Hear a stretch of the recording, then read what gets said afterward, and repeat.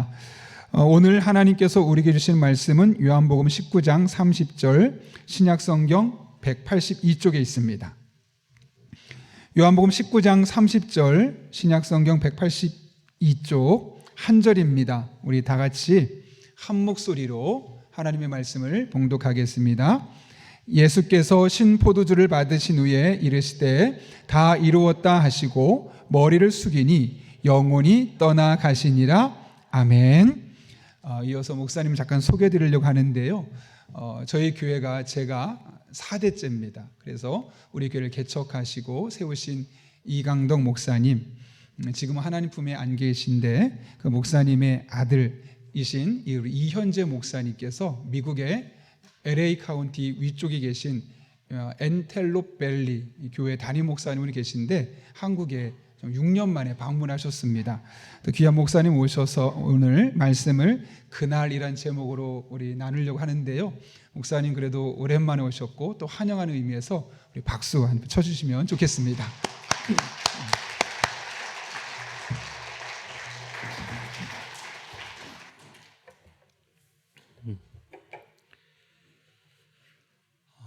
안녕하세요. 제가 어렸을 때 뵌 분들이 그래도 많이 계시네요. 제가 중고등학교 때 현재야 했는데 이제는 머리가 희끗하고 담임 목사로 또 이렇게 섬기다가 또 이렇게 기회 주셔서 설교단상에서 말씀을 전할 수 있도록 또 이렇게 이곳에 서게 되었습니다. 또 설교할 수 있도록 또 이걸 허락하신 목사님과 또 당회원들 그리고 성도님들께 너무 감사드립니다. 한국이 굉장히 춥네요. 저희 캘리포니아는 춥진 않아서 그나마 했는데 그래도 따뜻한 그리고 뜨거운 찬양의 열기가 다시 한번 제 추운 몸을 녹이는 것 같아 너무나 감사합니다. 제가 목회 여정을 어떻게 걸어왔을까라고 생각해 본다면 아버지와 저희 어머니는 늘 목회 여정 가운데 바쁘셨습니다. 그러다 보니 자녀들을 돌볼 겨를이 없으셨죠. 그래서 아버지가 늘 얘기하시는 건 목회자는 교회와 성도들을 돌보고 가족은 하나님께서라고 하면서 방목해 두셨습니다. 근데 어떻게 자랐을까 그리고 목회 여정을 어떻게 걸어갈까라고 생각해 보니 아마도 성도들의 따뜻한 손길이 따뜻한 발걸음들이 끊임없이 제게 허락되었기 때문에 가능한 것이 아니었을까라고 다시 한번 생각해 봅니다. 제가 2012년 12월 10일 날 미국에 갔습니다. 원래 유학을 하러 갔지요. 그래서 거기서 유학 생활을 이제 시작하려고 할 즈음에 많은 지인들을 만났습니다. 그리고 또 목회자뿐만 아니라 성도님들을 참 많이 만났죠. 근데 성도님들이 주로 모여서 하시는 이야기가 교회 공동체에 대해서 많은 것들을 얘기하시고 목회자에 대해서 굉장히 많은 것들을 말씀하시더라고요. 그게 긍정적이었으면 참 좋겠는데 좀 부정적인 욕을 섞어가면서 목회자에 대해서 교회 공동체와 장로님들에 대해서 욕을 하시는 것을 듣게 되었습니다. 아마도 지도자들이 잘 못했기 때문에 그렇겠지라고 생각을 했습니다. 그때부터 습관적으로 듣는 것이 있었습니다. 습관적으로 질문하는 것이 있었는데 그런 분들을 만날 때마다 여쭙는 것은 성도님께서는 집사님께서는 장로님께서는 어떤 목회자를 원하십니까? 라는 것이 습관이 되어 있게 되었습니다. 우리 성도들에게는 묻지는 않았습니다. 왜냐하면 그렇게 물음과 동시에 그걸 행해야 되니까. 근데 그렇게 물었을 때 많은 분들이 이렇게 얘기하시더라고요. 목사님들이 참 기도가 많이 있었으면 좋겠다. 찬양하는 목회자였으면 좋겠다. 영성이 높았으면 좋겠다. 삶이 깨끗하고 구별된 목회자였으면 좋겠다.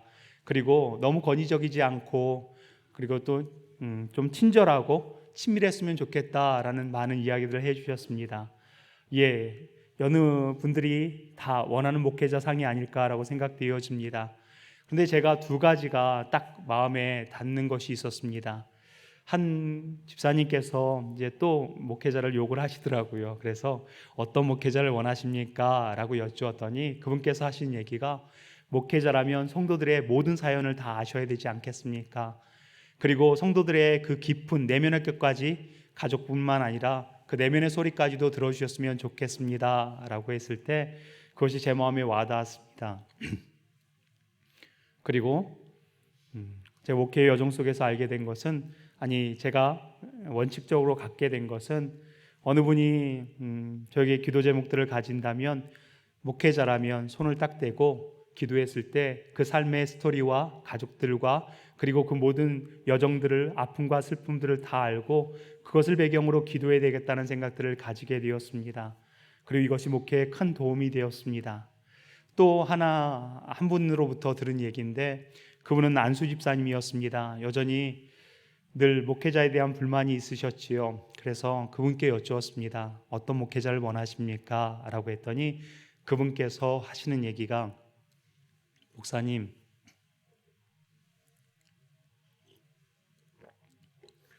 오랜만에 반가운 얼굴들 뵈니 목이 메여서 그런 것 같습니다. 목사님, 많은 목사님들이 있는데 목사님 저희들은 어리지 않습니다. 그리고 또 저희들은 분명히 말씀을 분별할 수 있는 분별력들이 있습니다. 그런데 목사님들이 하나님의 말씀을 그대로 전하지 않는 것을 보게 됩니다. 그리고 마치 어린아이를 다루듯이 전하는 것을 볼 때 마음이 너무 속상합니다. 목사님이 진짜 목사님이시라면 말씀 그대로 전해 주십시오 라는 것이었습니다. 목회 여정 속에 있다 보면요, 성도들의 사연들을 알다 보면 성도들의 입맛에 맞춰서 말씀을 전하고자 하는 욕심이 들 때가 참 많이 있습니다. 그리고 또 성도들의 수준이 이러니까 라고 하면서 제가 그것을 재단하고 말을 전하려고 할 때도 있지요. 그런데 그때서 깨닫게 되었습니다. 목회자는 말씀을 창조하는 사람이 아니라 전달자라는 것을, 하나님께 말씀을 듣고 그 말씀을 그대로 전하는 역할을 감당하는 것이 목회자가 아닐까라는 것들에서 정의를 내리게 되었습니다. 그래서 오늘 저는 말씀을 여러분에게 전하고자 합니다. 이것이 어떤 분들에겐 좀 부담이 될 수도 있겠지만 꼭 이 말씀을 여러분 가운데 깊이 새기셨으면 참 감사하겠습니다. 이미 목회 11년 하면서 느낀 것은 이민의 목회 가운데서 참 사람들이 딱딱하다라는 생각들을 많이 가지게 되었습니다. 그리고 자기 중심성이 너무 강하다라는 것들도 많이 가지게 되었습니다. 모든 잣대의 기준을 자기가 스스로 정해놓고 목회자에 대해서, 교회에 대해서 함부로 평가하는 것들을 많이 듣게 되었다는 것입니다. 그 대표적인 예가 제가 가장 충격적으로 받아들인 것은 어느 장로님과 이야기하는 중에 그 장로님께서 이렇게 얘기하시더라고요. 목사님, 어차피 목사님은 우리 교회 떠나실 거 아닙니까? 그리고 새 가족들도 떠날 거 아닙니까?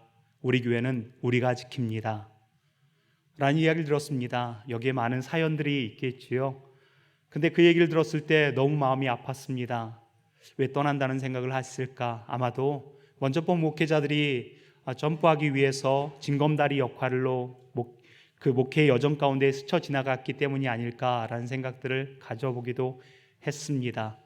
그리고 새 가족들 열심히 왔는데 왜 인사를 안 하고 왜 반겨주지 않나라고 생각해 보니 그분의 말에 빗대 본다면 이 사람들도 떠날 것이라는 겁니다. 그러니까 거기에 에너지 쓸 필요 없이 우리끼리 잘하자는 것을 듣게 되었습니다. 마음에 속상함이 있었습니다. 그리고 연이어서 이런 얘기 하시더라고요.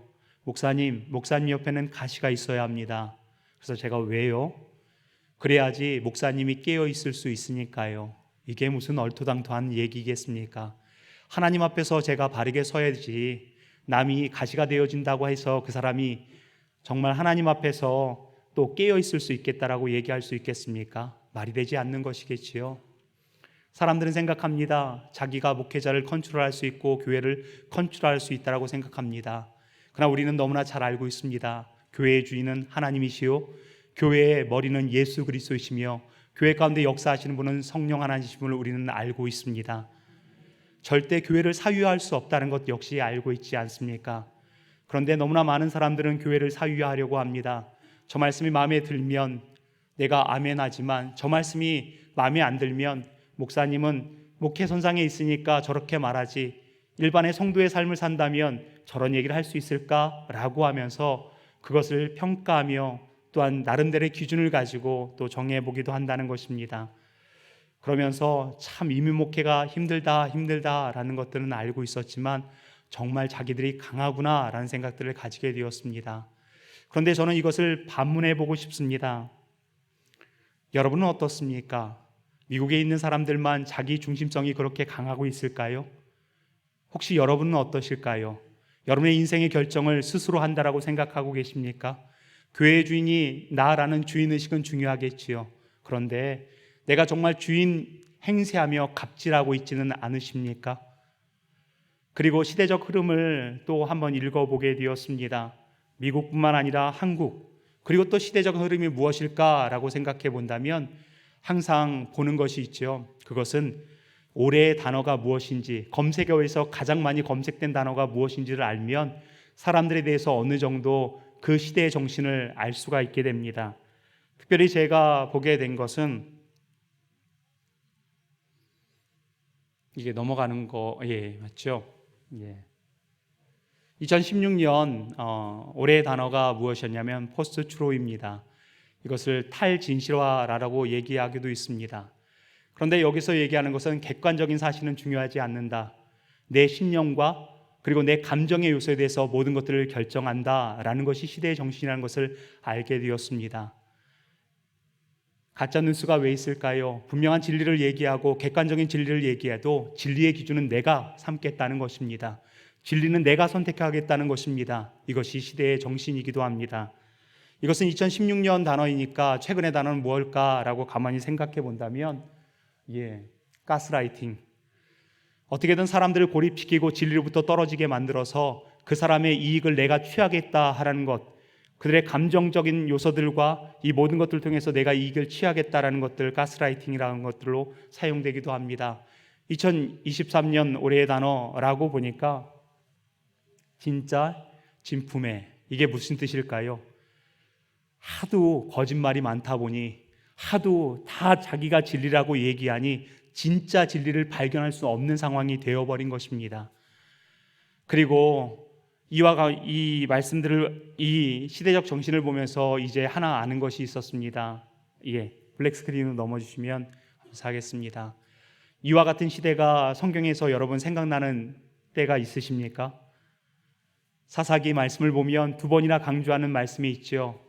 왕이 없으므로 자기 소견에 옳은 대로 행하였더라. 사사기를 향해서 우리는 암흑기라고 얘기합니다. 종교의 암흑기이고 신앙의 암흑기이고, 그리고 여러분이 사사기를 조금이라도 읽어보셨다면 얼마나 난잡하고 얼마나 더러우며 얼마나 부끄러운지를 우리는 너무 잘 알고 있습니다. 나름대로 사사들이 가지고 있는 그 정신, 사사들이 가지고 있는 첩들은 이루 말할 수도 없고, 자녀들 재산을 취하는 것 뿐만 아니라 레위는 첩을 당연히 여기고 또 그 첩을 이용해서 또 전쟁을 일으키고 전쟁을 일으키는 모든 과정들을 겪어가는 것을 보면서 각자가 진리의 기준을 자기 소견에 옳은 대로 행했을 때 그 사회가 얼마나 망가지는지를 알고 알려주는 것이 사사기 말씀이라는 것입니다.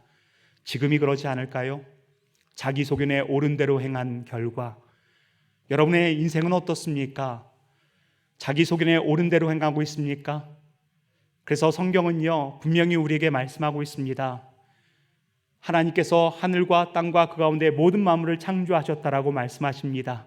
그래서 온 우주의 주인이 하나님이시요, 그리고 온 인생의 주인이 왕이신 분이 하나님이시며, 또한 우리 각자의 인생의 주인 역시도 하나님이심을 말씀하고 있지요. 그런데 우리는 뭐라고 얘기합니까? 내 인생을 왜 신이 쥐락펴락하느냐? 내 인생의 주인은 나다. 그리고 내 주변의 모든 환경들도 내가 컨트롤한다 라는 생각들을 가지고 있다는 것입니다. 이에 비춰볼 때 시대의 정신과 미국의 상황과 여러분은 과연 어떻습니까? 여러분의 인생의 주인은 누구십니까? 감히 하나님이라고 말할 수 있으십니까? 그리고 그분의 음성의 원칙에 따라 살고 있다라고 감히 말할 수 있으십니까? 한번 자기 자신을 정직하게 돌아보기를 원합니다. 누구나 쉽게 아멘할 수 있습니다. 그러나 아멘하기 전에 먼저 생각해 보셨으면 좋겠습니다. 그 단어의 뜻이 무엇이며, 그 메시지의 뜻이 무엇이며, 그 찬양의 뜻이 무엇이며, 그것이 하나님께서 내게 말씀하시는 것이 분명히 무엇인지를 알고 아멘이란 뜻은 그렇습니다, 그렇게 되기를 원합니다, 나도 그렇게 살겠습니다라는 뜻이 담겨 있는 것이 아멘입니다.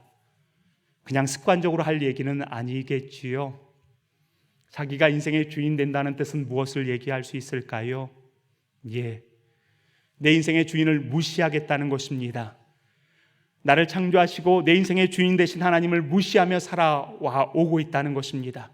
그리고 그분께서 말씀하신 삶의 원칙들을 무시하면서 살겠다는 것이 아니겠습니까? 분명히 하나님께서는 우리에게 배우자를 어떻게 대해야 되는지 방법에 대해서 원칙을 말씀해 주셨습니다. 하나님의 말씀대로 순종하며 살고 계십니까? 자녀들을 어떻게 돌보며 부모님께 어떻게 해야 되는지를 하나님께서는 분명히 원칙을 두고 말씀하셨습니다. 돈 버는 방법과 돈 쓰는 방법과 우리가 어디에 우선순위를 두어야 되는지를 분명히 말씀하고 있습니다. 어떤 언어를 사용해야 되는지를 말씀하셨습니다. 그런데 우리는 하나님을 무시하는 것처럼 하나님의 원칙도 무시하는 경우가 비일비재하지 않으십니까? 여러분 한번 무시당해 보신 적이 있으십니까? 무시당하면요 마음으로부터 분노가 치밀어 오르기도 합니다. 미국에 갔더니 맨 처음 영어가 여전히 지금도 안 되지만 제가 맥도날드에서 드라이브 스루를 하고 있었습니다. 근데 제가 이제 맥모닝 먹고 그 다음에 거기서 이제 음료수로 밀크라고 했습니다. 예, Can I get milk이라고 얘기했더니 거기서 milk? 밀크, 미역? 뭐 이렇게 막 하시라고요. 한참을 신랑이 한 다음에 나중에 화이트 워터라고 하니까 그제서 하얀 물 주세요라고 하니까 그제서 그걸 이해하더라고요. 예, 그거야 제가 실수가 있으니까 제가 아직 영어가 서투니까. 근데 고의적으로 무시하는 사람들을 만나기도 합니다. 그리고 그 언어를 가지고 비아냥 경우는 그렇게 취급을 당할 때도 있습니다. 그때 무시당하는 생각이 딱 들죠. 그러면 마음속에 분노가 생깁니다. 왜 그럴까요? 우리는 하나님의 형상을 닮았고 그분의 인격이 우리 안에 있기 때문에 그런 상황 가운데, 무시당하는 상황 가운데 분노는 너무나 당연한 것이 아니겠습니까? 하나님 역시 마찬가지입니다. 우리는 얼마나 하나님을 무시하며 살았습니까? 그 하나님의 원칙을 무시하면서 살은 결과 나 자신을 망가뜨리고 내 공동체를 망가뜨리고 또 이 세상을 망가뜨리지 않으셨습니까? 그 하나님을 무시했던 인생에 대해서 하나님께서 그냥 두실 것 같으십니까? 아니요. 그분은 공의의 하나님이십니다. 하나님은 분명히 그 하나님을 무시했던 대가, 그래서 죄를 정의할 때 자기 중심성이라고 얘기하고 있습니다. 자기 중심성으로 살아가는 사람들은 하나님을 무시하는 사람들입니다. 내 인생의 잣대는 내가 결정한다. 그리고 내가 어디를 가든지 무엇을 하든지 내가 결정한다라는 것에, 그 모든 것에는 하나님을 무시하겠다라고 공식적으로 말하는 것과 같은 선상에 있다는 것들을 꼭 기억하시기 바랍니다. 하나님을 무시하면, 우리도 무시당하면 분노가 있는데, 하나님을 무시하면 하나님께서, 그 거룩하신 하나님께서, 창조주 하나님께서, 전지전능하신 하나님께서, 무소부지하신 하나님께서 가만 계시겠습니까? 분명한 대가를 지불해야 합니다. 예, 교회에서 대가를 지불한다라고 얘기한다면 왜 사랑을 얘기하지? 왜 은혜를 얘기해야 되지? 왜 진노와 심판을 얘기하십니까? 라고 말합니다. 그러나 이미 맨 처음 서두에서 말씀을 하는 것처럼 하나님의 말씀을 가감없이 여러분에게 전하겠습니다. 여러분이 하나님을 무시한 대가는 지불하셔야 합니다. 여러분이 하나님의 말씀을 무시하고 하나님의 원칙을 무시한 그 대가는 반드시 심판을 받게 됩니다. 그리고 하나님의 진노 가운데 있을 수밖에 없다는 것입니다. 그런데 이것이, 그 심판이 언제 이루어질까요? 우린 생각합니다. 죽으면 하나님의 심판대 앞에서 그때 난 심판받겠지. 아니요. 현재적인 심판이 있습니다. 거짓말을 많이 한 사람의 현재적인 심판은 무엇일까요? 모든 사람이 그 사람이 말하는 걸 거짓말로 압니다. 오직 자기만 모릅니다. 그리고 우리는 성장한다는 것은 수많은 가면을 가지고 있다는 것들을 말하지요. 내가 있는 모습 그대로 얘기한다는 것은 어린아이 같은 것과 마찬가지입니다. 우리 뒷주머니에는 너무나 많은 가면을 쓰고 있습니다. 이 사람을 만날 때 이런 가면을 쓰고 저 사람을 만날 때 이런 가면을 씁니다. 그런데 그들의 현재적인 심판은 무엇일까요? 이것을 과도하게 사용했을 때 이 가면이 내 진짜 얼굴인지 착각한다는 것입니다. 언제 드러날까요? 하나님 앞에 설 때 드러납니다. 하나님 앞에 설 때 진정성 있게 나가지 못합니다. 진실하게 나가지 못합니다. 하나님 앞에도 가면 쓴 모습으로 서게 됩니다. 그리고 이 피부가 진짜인 줄 알면서 그런 사람을 향해서 우리는 외식하는 사람이라고 얘기하죠. 자기만 외식하는지 모릅니다. 이미 현재적인 심판을 받고 있는 겁니다. 하나하나 집어본다면 다 거기에 현재적인 심판이 있다는 것입니다. 그럼 우리가 할 수 있는 것은 무엇일까요? 이미 우리는 하나님을 무시하며 살았습니다. 그리스도인이라고 하면서도 하나님의 원리와 원칙에 대해서 무시하면서 살았습니다. 반드시 대가는 지불해야 합니다. 그것이 하나님의 진노고 하나님의 공의고 하나님의 정의이기도 합니다. 우리가 할 수 있는 것은 예 주님, 내가 주님을 무시했습니다. 예 주님, 내 인생의 주인이 나인 줄 알고 착각하며 살았습니다. 그런데 이제 결과를 보니 내 자신이 망가져버렸고 가정이 망가져버렸고 공동체가 망가져버렸으며 수많은 세상이 망가지는데 나는 일조했습니다 라는 고백밖에 없겠지요. 여러분 이 말씀에 동의하십니까? 여러분 나름대로 인생의 여정들을 살아오셨다라고 믿고 계시지요. 그 인생의 여정 가운데 여러분이 선택한 것, 여러분이 주인 돼서 선택한 것이 좋은 결과를 얻는 경우가 대부분이었습니까? 아니면 더 망가진 결과를 낳았습니까? 왜 가정은 깨어졌을까요? 왜 자녀들과 대화는 단절되어 버렸을까요? 왜 나는 삶이 진행되면 진행될수록 어려울 수밖에 없는 이유는 도대체 무엇일까요? 내가 주인 된 결과입니다. 우리가 할 수 있는 것은 없습니다. 주님, 제가 주님을 무시했습니다. 함부로 대했습니다. 내 인생이 내 것인 줄 알고 수돗물에 꼭지에 물만 들면 콸콸 흐르는 것이 내 인생이라고 생각하고 이것도 경험하고 저것도 경험하고 이것도 다 경험하리라고 생각했습니다. 그러나 시간이 지나고 보니 내 인생은 1.5리터에 지나지 않는 물에 지나지 않았다는 것을 알게 됐습니다. 이제 남은 날이 얼마 안 남았습니다. 이 고백밖에 하지 못하지요. 그러면 우리의 대안은 무엇일까요? 우리 안엔 분명히 대안은 없습니다. 그러나 하나님께서 우리에게 대안을 주셨지요. 그분이 누구시지요? 그분이 누구십니까? 그분이 누구시라고요? 예수 그리스도이심을 믿으십니까? 아멘. 저는 이 단계로 넘어가고자 합니다. 반드시 무시하는 것엔 대가가 지불되어지지요. 이 단계에서 등장하는 사람, 예수님 당시에 예수님을 가장 잘 알았던 사람, 예수님을 메시아로 가장 잘 알았던 사람이 누구였을까요? 여러분 한번 생각해 보시기 바랍니다. 마리아일까요? 아니면 함께 자랐던 그의 형제들일까요? 아니면 예수님의 제자 베드로, 요한 제자들일까요? 아니요, 저는 감히 얘기하는데 예수님에 대해서 가장 잘 알았던 사람은 세례 요한이라고 말할 수 있습니다. 세례 요한은요, 예수님께서 마리아가 천사를 통해서 수태고지를 받고 그리고 또한 그의 친척에 갔을 때 그 태중에서 세례 요한이 뛰놀면서 기뻐하였습니다. 메시아를 이미 알고 있었기 때문입니다. 그리고 세례 요한은 주의 길을 예비하는 사람이었습니다. 그리고 그는 단호하게 얘기합니다. 예수 그리스도께서 오실 것이라고, 메시아가 오실 것이라고. 그리고 예수님의 공생애는 시작되었습니다. 예수님께서 이제 세례 요한에게 와서 세례를 받으려고 하십니다. 세례 요한은 이미 알고 있습니다. 그분이 메시아인 것을 알고 있었지요. 그리고 그 머리에 세례를 베풉니다. 그리고 예수님께서 나오실 때 어떤 일이 있었지요? 하늘에서 울리는 소리가 있으니 이는 내 사랑하는 아들이요 내 기뻐하는 자라라고 말씀하셨습니다. 그것을 들었습니다. 그리고 더 나아가서 하늘로부터 비둘기 같은 성령이 임하는 것을 보았습니다. 그가 메시아임을 이미 하나님의 말씀을 통해서 세례 요한은 알고 있었다는 것입니다. 그리고 그분 앞에 신들매도 감당하지 못할 자라는 것들을 그는 알고 있었습니다.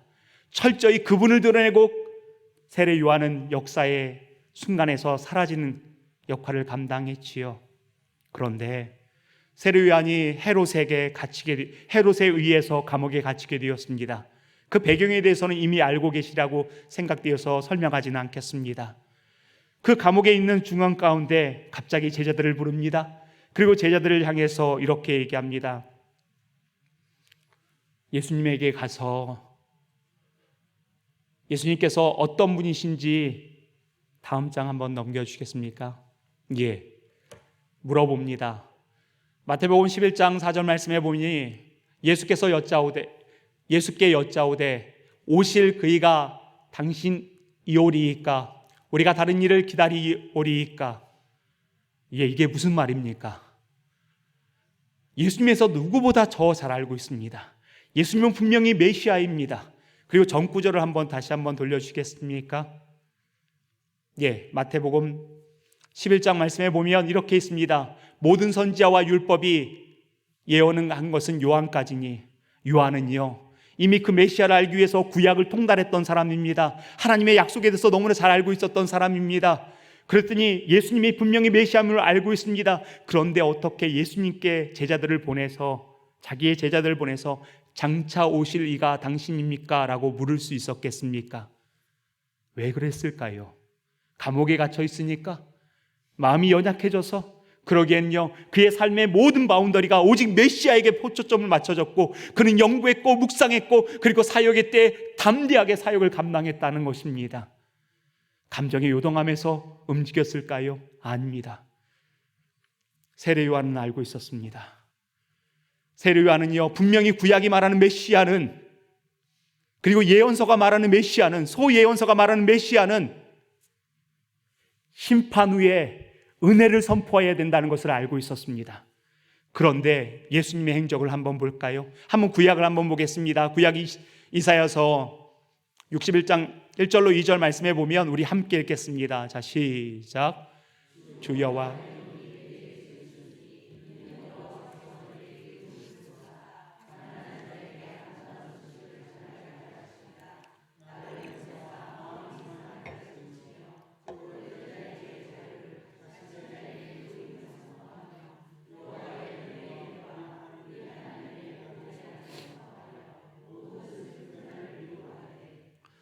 예, 이사야가 지금 선포하는 것은 메시아를 예언하고 있습니다. 메시아를 예언할 때 은혜의 해와 또 뭐가 있습니까? 보복의 날이 있습니다. 여러분이 구약 성경을 읽어나가면 읽어나갈수록요 그날은 심판의 날이요, 그날은 하나님의 진노의 날이요, 그리고 그 하나님을 무시한 대가가 모두 지불되는 날이라고 말해주고 있다는 것입니다. 구약은 분명히 말씀하고 있습니다. 심판 후에 은혜가 있다는 것입니다. 하나님의 진노 후에 은혜가 있다는 것입니다. 그런데 예수님께서 뭘 말씀하셨을까요? 누가복음 4장 18절로 19절 말씀을 같이 읽겠습니다. 자, 시작. 주의 성령이 내게 임하셨으니 이는 가난한 자에게 복음을 전하게 하시려고 내게 기름을 부으시고 나를 보내사 포로된 자에게 자유를, 눈먼 자에게 다시 보게 함을 전파하며 눌린 자를 자유롭게 하고 주의 은혜를 전파하게 하려 하심이라 하였더라. 이사야 말씀을 그대로 인용하시는데 자신의 메시아됨을 얘기하는데 무엇이 빠졌습니까? 보복의 날이 빠졌습니다. 심판의 날이 빠졌습니다. 하나님의 진노가 빠졌습니다. 대가를 지불해야 되는데 그 대가는 도대체 어디 있단 말입니까? 분명히 그 날을 얘기했을 때 스바냐 말씀은 또 이렇게 얘기하죠. 스바냐 1장 15절입니다. 그날은 분노의 날이요, 환난과 고통의 날이요, 황폐와 패망의 날이요, 캄캄하고 어두운 날이요, 구름과 흑암의 날이요. 세례 요한은 분명히 하나님이 약속하셨던 메시아는 심판 후에, 진노 후에, 저주 후에 은혜며 회복이며 복음이며 구원이라는 것을 메시지를 전하고 있습니다. 그것을 알고 있었습니다. 그런데 예수님께서 이 땅에 오셔서 심판의 메시지를 전하지 않는 겁니다. 보복의 메시지를 전하지 않는 겁니다.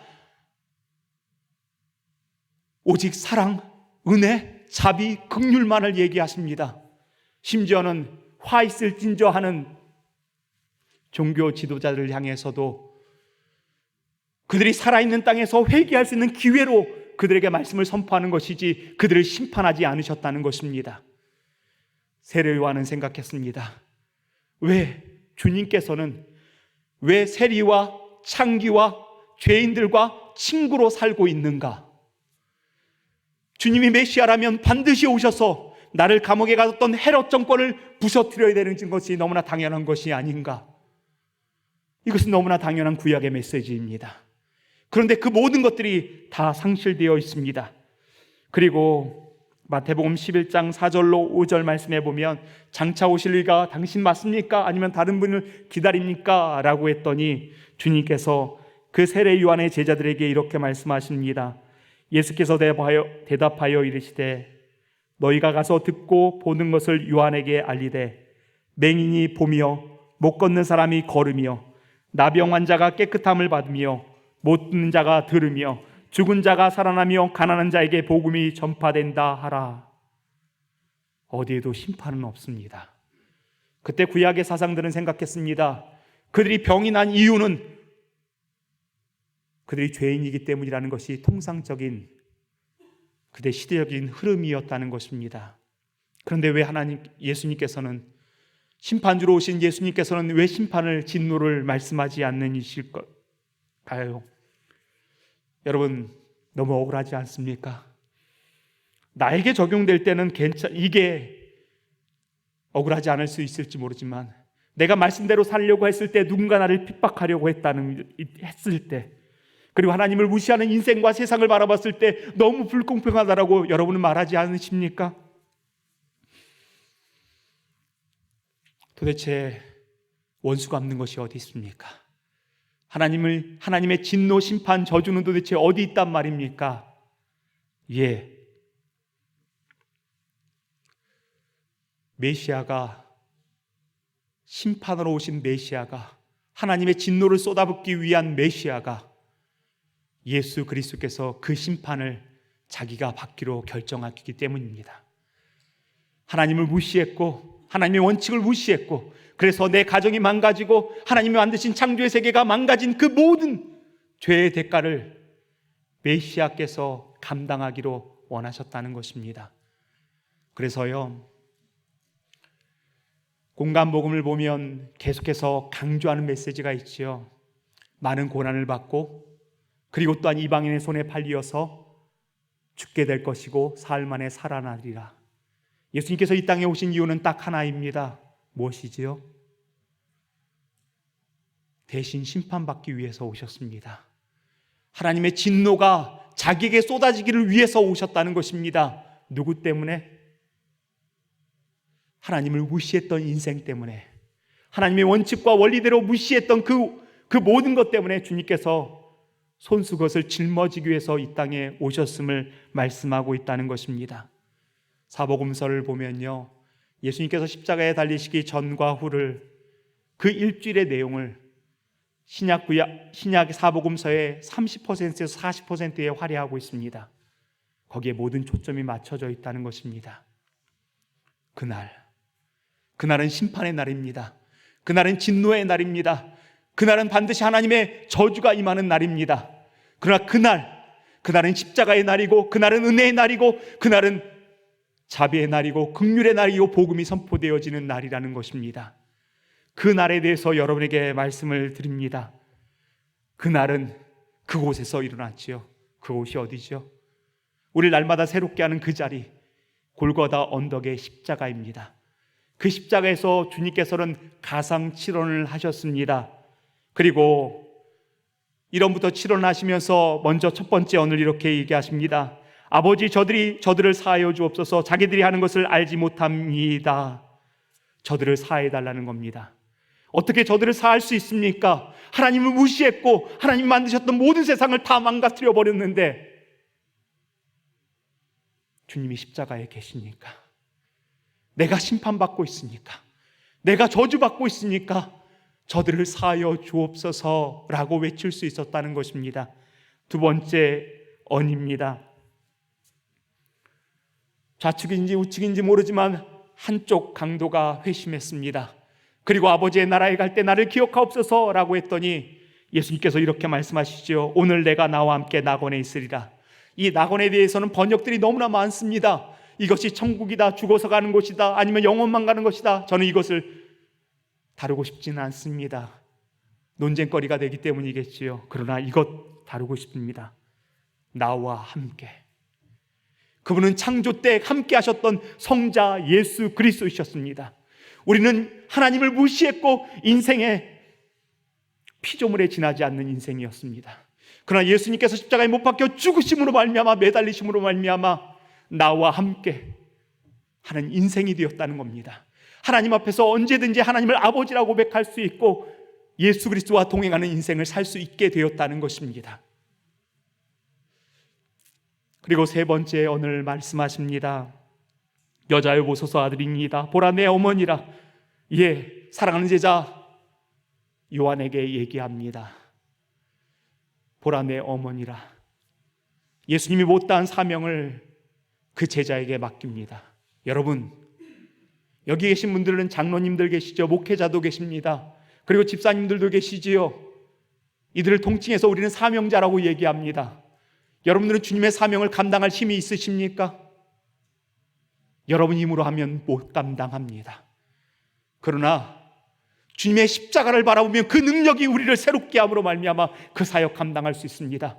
장로가 장로답게, 안수집사가 안수집사답게, 권사가 권사답게, 집사가 집사답게, 무엇보다 목회자가 목회자답게 그 십자가를 볼 때 그 십자가의 은혜로 말미암아 가능한 것입니다. 아무리 내가 노력한다 한다 할지라도요, 실패 또 실패, 실패일 뿐입니다. 그리고 네 번째 원입니다. 엘리 엘리 라마 사막다니, 나의 하나님 나의 하나님 어찌하여 나를 버리셨습니까? 우리 예수님은 한 번도 하나님과 떨어져 본 적이 없습니다. 하나님과 나는 하나니라 말씀하셨습니다. 그런데 이때 그 십자가에서 그날 하나님의 진노와 저주와 심판이 쏟아져 오는 그날 하나님으로부터 떨어져 나가 버렸습니다. 왜? 하나님을 무시했기 때문에, 우리의 죄악 때문에, 자기 중심성 때문에요. 그러므로 말미암아 우리는 영원히 버림받지 않는 존재가 되었습니다. 영원히 예수님이 대신 버림받으셨기 때문에 주님은 우리를 영원히 버리지 않겠다라고 약속하시는 내용이 바로 십자가의 도상의 말입니다. 다섯 번째입니다. 내가 목마르다. 주님이 목마르셨기에 우리가 영원히 목마르지 않는 생수의 강이 우리 안에 성령으로 콸콸로 넘치고 있습니다. 그리고 6원입니다. 다 이루었다. 오늘 메시지입니다. 다 이루었다. 맨 처음 원복음이 있었던 창세기 5장, 창세기 1장 말씀에서 얘기한 것처럼 여자의 후손이 사단의 머리를 쳐서 부술 것이다. 그리고 아브라함을 통해서, 이삭을 통해서, 야곱을 통해서, 12지파를 통해서, 이스라엘 백성들을 통해서, 그리고 유다 지파를 통해서, 다윗의 자손을 통해서, 마리아를 통해서 이 땅에 메시아가 오셨습니다. 다 우리가 우리가 심판받고 우리가 저주받고 이 모든 것들을 구원하기 위해서 하나도 빠짐없이 다 포롤리 이루었다. 여기에 더할 것도 없고 감할 것도 없다. 예수 그리스도의 십자가면 족하다. 여러분 믿으십니까? 다 이루었습니다.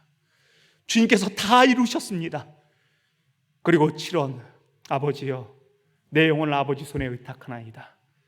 주의 주권에 모든 것들을 맡기는 것으로 인해서 그날 그 십자가에 하나님의 진노, 하나님의 심판, 하나님의 저주는 십자가에 완전히 쏟아져 부어졌습니다.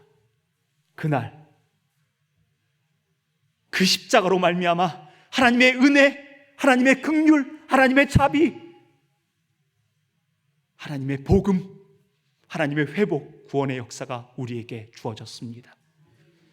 사랑하는 우리, 제가 사랑한다라고 얘기하기에는 간극이 너무 머네요. 예, 사랑은 빼겠습니다. 존경하는 우리 용인연합교회 성도 여러분, 십자가에서 주님께서 모든 걸 이루셨습니다. 그리고 그날 우리는 다시 시작할 수 있습니다. 우리가 뭘 믿고 있습니까? 믿음은요, 내가 원하는 것을 믿는 것이 아닙니다. 내가 되기를 원하는 것이 아닙니다. 그것은 자기 중심성에 있는 사람들이 내 것을 끝까지 신념을 가지고 밀어붙여야 반드시 되어질 거라고요. 세상의 메시지입니다.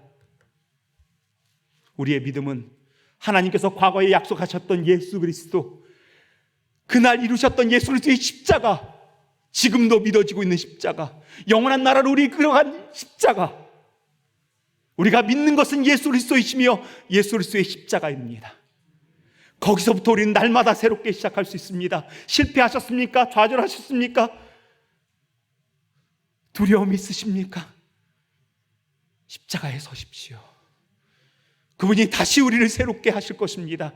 그분이 다시 우리를 회복하실 것입니다. 그분이 다시 우리를 세우실 것입니다. 우리가 바라봐야 할 것은 예수 그리스도의 십자가, 그날, 그곳. 그건 과거의 일이 끝나는 것이 아니라 오늘도 진행 중입니다.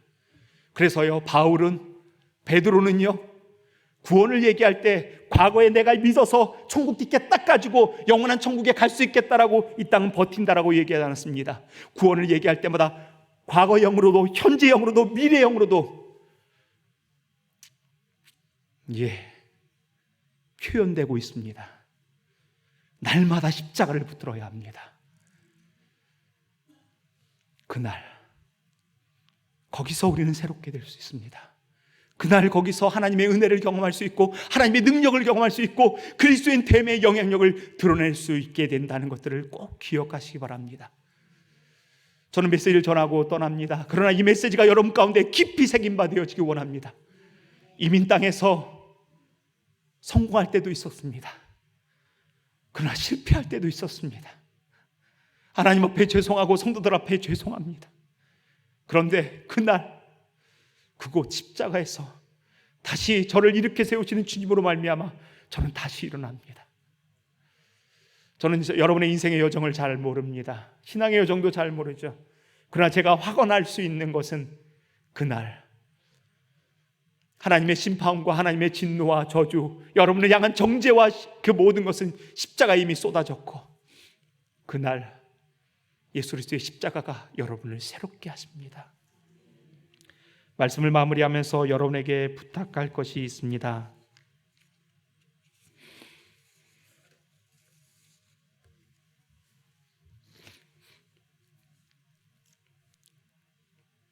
우리는 그날에 대해서 믿는 사람들입니다.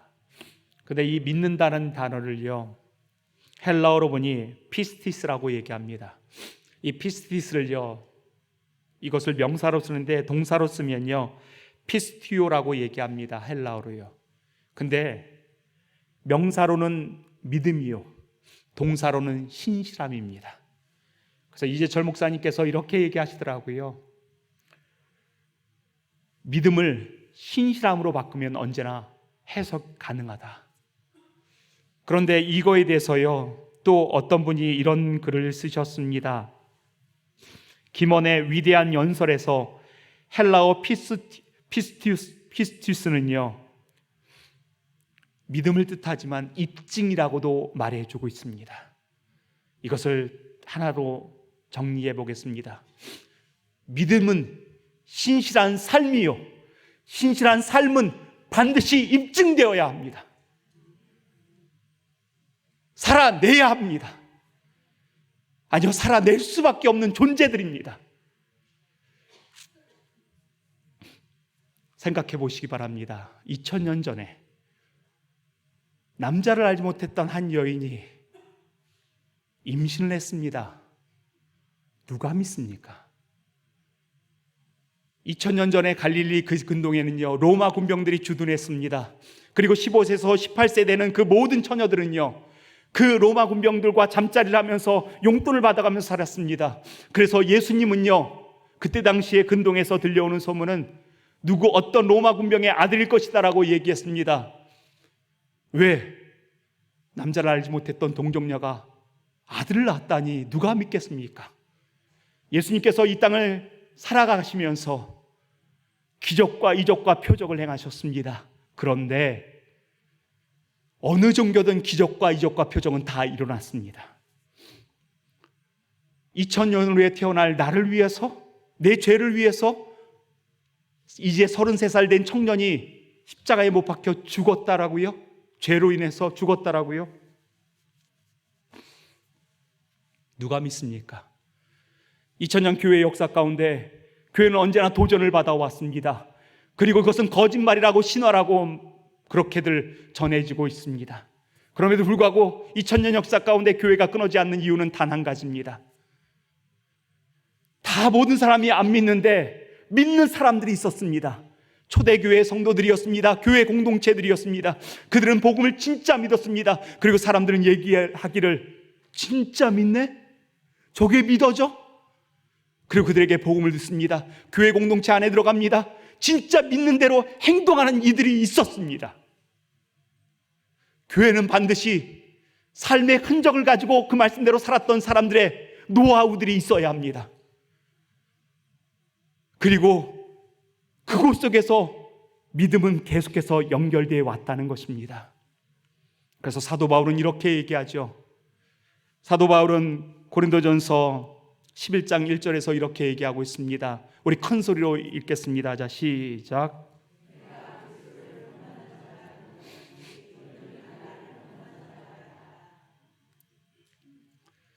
내가 예수 그리스도를 붙쫓으며 예수 그리스도를 믿고 따르고 신실한 삶으로 입증했던 것처럼 여러분도 나를 본받는 자 되십시오.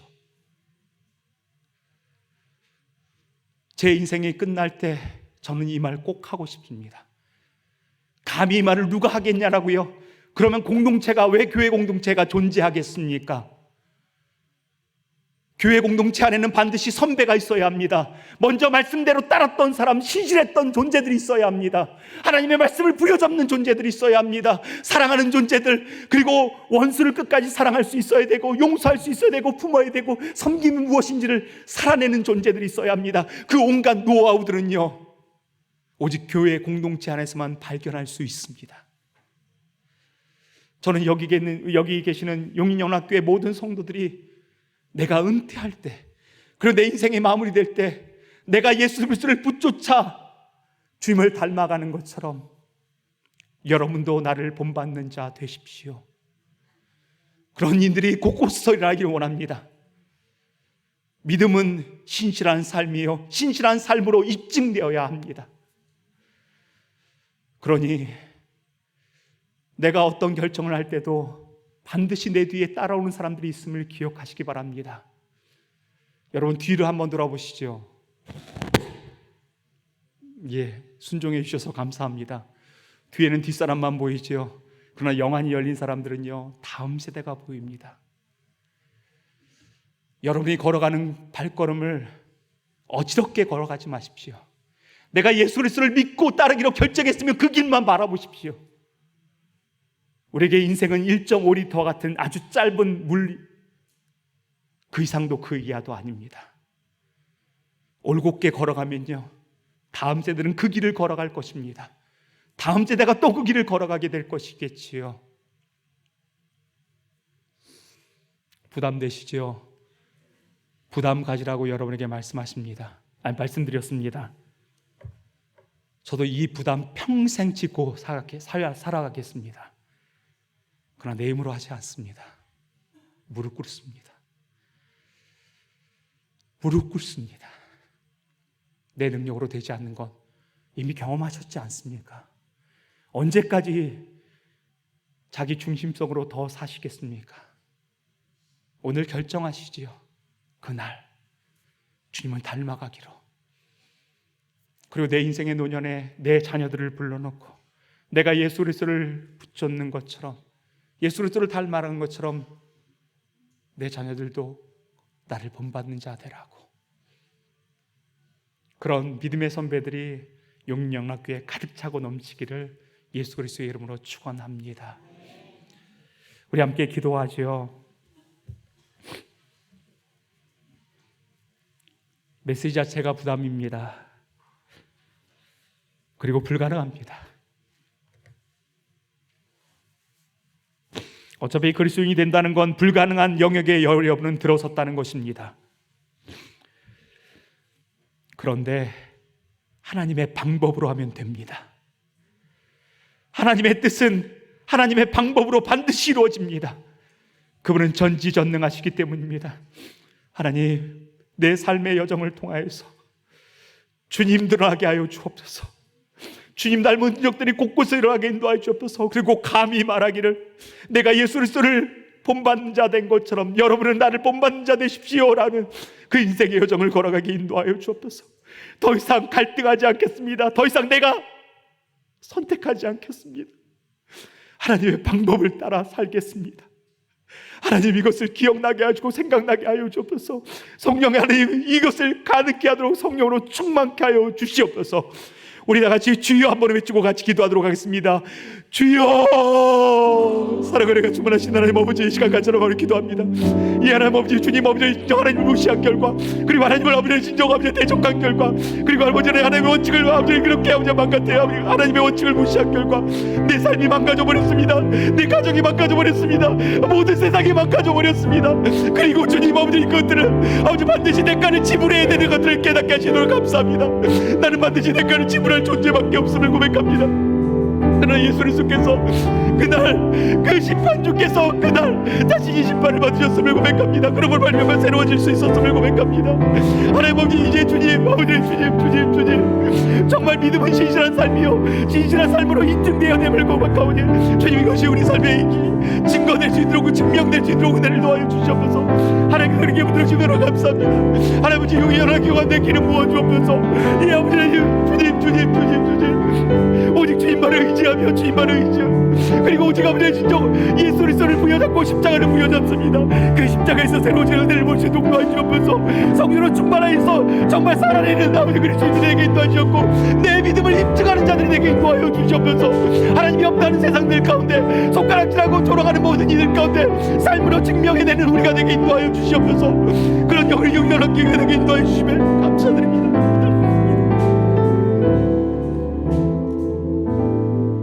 계속해서 기도하겠습니다.